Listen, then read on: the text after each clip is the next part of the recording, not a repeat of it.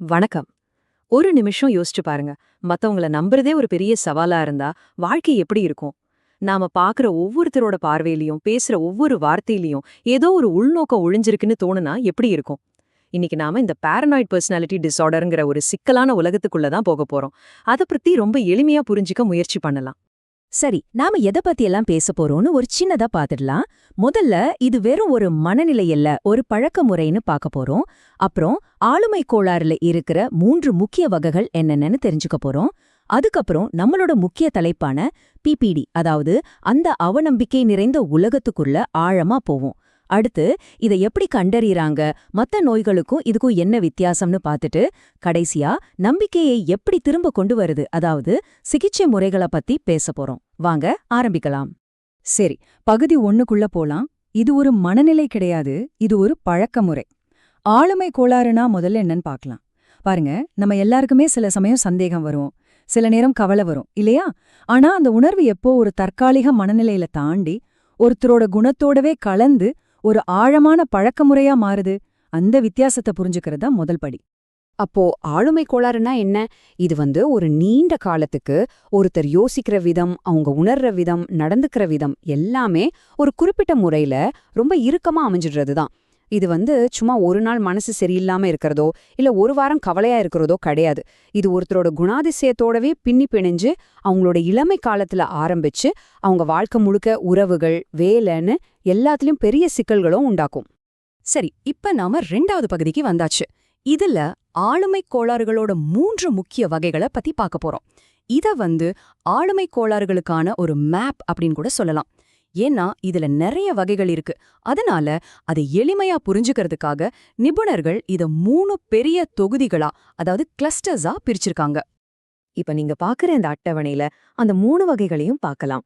வகை ஏ, அதாவது கிளஸ்டர் ஏல இருக்கிறவங்க பொதுவா கொஞ்சம் விசித்திரமா, மத்தவங்கள விட வித்தியாசமா இருப்பாங்க. இதுலதான் பாரனாய்டு, ஸ்கிசோய்டு மாதிரியான கோளாறுகள் வருது. அடுத்து வகை பி, இவங்க ரொம்ப உணர்ச்சி வசப்படக்கூடியவங்களா, சில சமயம் நாடகத்தனமா இருப்பாங்க. வகை சீல இருக்கிறவங்க பயமோ பதட்டமோ அதிகமா இருக்கிறவங்களா இருப்பாங்க.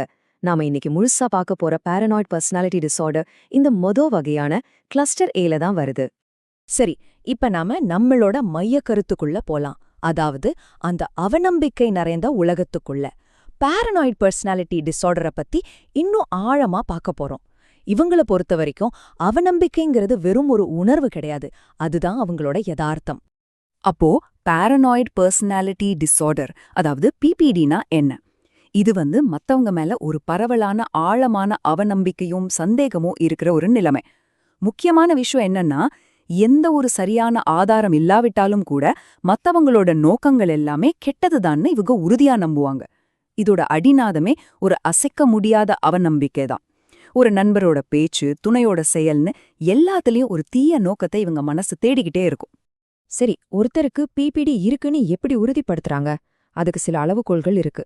உதாரணமா, மத்தவங்க நம்மளை ஏமாத்துறாங்க, சுரண்டுறாங்கன்னு எந்த ஆதாரமும் இல்லாம சந்தேகப்படுறது, நெருங்கிய நண்பர்களோட உண்மையே கேள்வி கேட்கறது, இதனாலேயே யாருக்கிட்டையும் மனசு விட்டு பேச ரொம்ப தயங்குவாங்க. சும்மா நடக்கிற ஒரு விஷயத்துல கூட தங்களை தாக்க வர்ற மாதிரி ஒரு மறைமுகமான அர்த்தத்தை கற்பனை பண்ணிப்பாங்க. சின்ன விஷயத்துக்கு கூட ரொம்ப நாள் மனசுல வச்சு வன்மம் பாராட்டுவாங்க. இந்த மாதிரி அறிகுறிகள்ல 4 அல்லது அதுக்கு மேல ஒருத்தர்கிட்ட தொடர்ந்து இருந்தா அது பிபிடியா இருக்கலாம்னு கருதப்படுது. இது எவ்ளோ பரவலா இருக்குன்னு கேட்டீங்கன்னா, பொதுவா மக்கள் தொகையில சுமார் 2-4% பேருக்கு பிபிடி இருக்குன்னு ஒரு மதிப்பீடு சொல்லுது. இன்னும் புரியுற மாதிரி சொல்லணும்னா, கிட்டத்தட்ட ஒவ்வொரு 50 பேர்ல ஒருத்தருக்கு இந்த பாதிப்பு இருக்கலாம். அதுவும் இது ஆண்கள் கிட்டதான் கொஞ்சம் அதிகமா காணப்படுது. அவங்களுக்குள்ள இருக்கிற இந்த தொடர்ச்சியான அவநம்பிக்கை அவங்க நடவடிக்கையில எப்படி வெளிப்படுது? அவங்க எப்பவுமே ஒரு தற்காப்பு உணர்வோட ரொம்ப ஜாக்கிரதையா இருப்பாங்க. இதனால மத்தவங்களுக்கு இவங்க ரொம்ப இறுக்கமா, கொஞ்சம் விரோத மனப்பான்மையோட இருக்கிற மாதிரி தெரியலாம். சின்ன சின்ன விமர்சனத்தை கூட தாங்கிக்க மாட்டாங்க, ரொம்ப கோவப்படுவாங்க. அதனாலேயே அவங்களால நிம்மதியா இருக்க முடியாது. ரொம்ப முக்கியமா தன்னோட நடத்தையில என்ன தப்பு இருக்குங்கிற புரிதல் அவங்களுக்கு இருக்காது. சரி, அடுத்த பகுதிக்கு போலாம். நோய் கண்டறிதல் மற்றும் முக்கிய வேறுபாடுகள். அதாவது பிபிடிய மத்த மனநல பாதிப்புகள்ல இருந்து எப்படி வேறுபடுத்தி பார்க்கறதுன்னு தெரிஞ்சுக்க போறோம். இது ரொம்ப முக்கியம். ஏன்னா பிபிடியோட அறிகுறிகள் பார்க்க சில சமயம் மத்த பிரச்சனைகள் மாதிரியே இருக்கலாம். அப்போ சரியான சிகிச்சைக்கு இந்த வித்தியாசத்தை புரிஞ்சுக்கிறது அவசியம் இல்லையா? இப்போ உங்க மனசுல ஒரு கேள்வி வரலாம். இந்த அளவுக்கு சந்தேகப்படுறது நாம பொதுவா சொல்றமே பாரனாயா, அதாவது ஸ்கிசோஃப்ரீனியா மாதிரியான மனநோய்கள்ல வர்ற சந்தேகம், அதுவும் இதுவும் ஒண்ணுதானா? இது ஒரு அருமையான கேள்வி. இதுக்கான பதில் ரொம்ப முக்கியம். இங்கதான் ஒரு முக்கியமான வித்தியாசம் இருக்கு.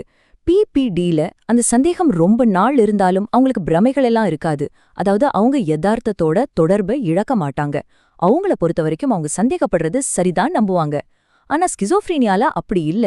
அவங்களுக்கு உறுதியான ஆனா தவறான நம்பிக்கைகள், அதாவது பிரமைகள் இருக்கும். அவங்க யதார்த்தத்திலிருந்து ரொம்ப தூரம் விலகி போயிருப்பாங்க. இதுதான் ரெண்டுக்கும் உள்ள பெரிய வித்தியாசம். அப்போ இந்த மாதிரி ஒரு ஆளுமை உருவாகிறதுக்கு என்ன காரணம்? இதுக்கு ஒரே ஒரு காரணம்னு சொல்ல முடியாது. பல காரணங்களோட ஒரு கலவைதான் இது. சில சமயம் இது மரபணு ரீதியா வரலாம். அதாவது குடும்பத்துல யாருக்காவது ஸ்கிசோஃப்ரேனியா மாதிரியான பாதிப்புகள் இருந்தா இவங்களுக்கு பிபிடி வர வாய்ப்பு அதிகம். அதோட சின்ன வயசுல நடந்த அதிர்ச்சியான சம்பவங்கள், புறக்கணிப்புகள் அல்லது ரொம்ப நாள் மன அழுத்தத்துல இருக்கிறது, சமூகத்திலிருந்து ஒதுங்கி வாழ்றது, இது எல்லாமே சேர்ந்து இந்த நிலைக்கு ஒரு தர தள்ளலாம். சரி, இப்போ நம்மளோட கடைசி பகுதிக்கு வந்தாச்சு.